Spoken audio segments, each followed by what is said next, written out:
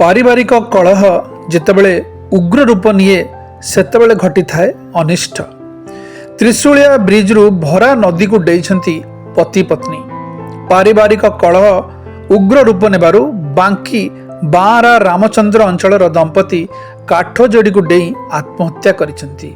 बारंग थाना पुलिस एवं अग्निशम बाहिनी खबर पाई घटनास्थल रे पहुंचती।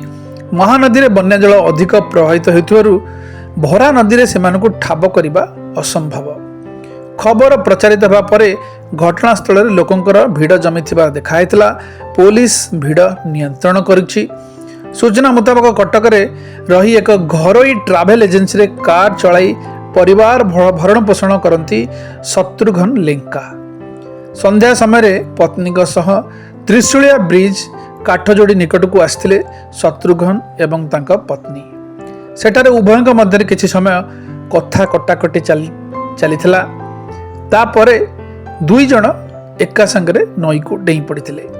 तेबे घटनास्थल उभयଙ୍କର मोबाइल एवं आधार कार्ड मध्य जबत होईछि। गत 4 तारिख दिन जोब्रा बैरेज निकट रे महानदी को डेईथिले जणे महिला कामिनी स्वाई। कामिनी ब्रिज उपरे निजर आसबाब पत्र रखी सीधा महानदी को डेई पड़िथिले। स्थानीय लोके यह देखि जोब्रा ब्रिज निकट रे भिड़ लगाइथिले।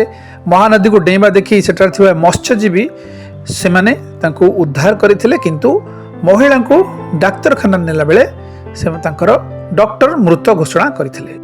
किछि दिन मध्यरे महानदी को डेई आत्महत्या करबा घटना क्रमशः वृद्धि पाइछि। खबर मुताबिक 1 मास मध्यरे 6 जण महानदी को डेइछंती।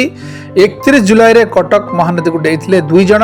प्रथमे शिक्षयित्री ममता साहू डेइमा दिन ठरू ए पर्यंत से निखोज अछंती। सेहिपरि भुवनेश्वर युवक तुषार भट्ट त्रिशूलिया ब्रिज उपरु डेइथिले।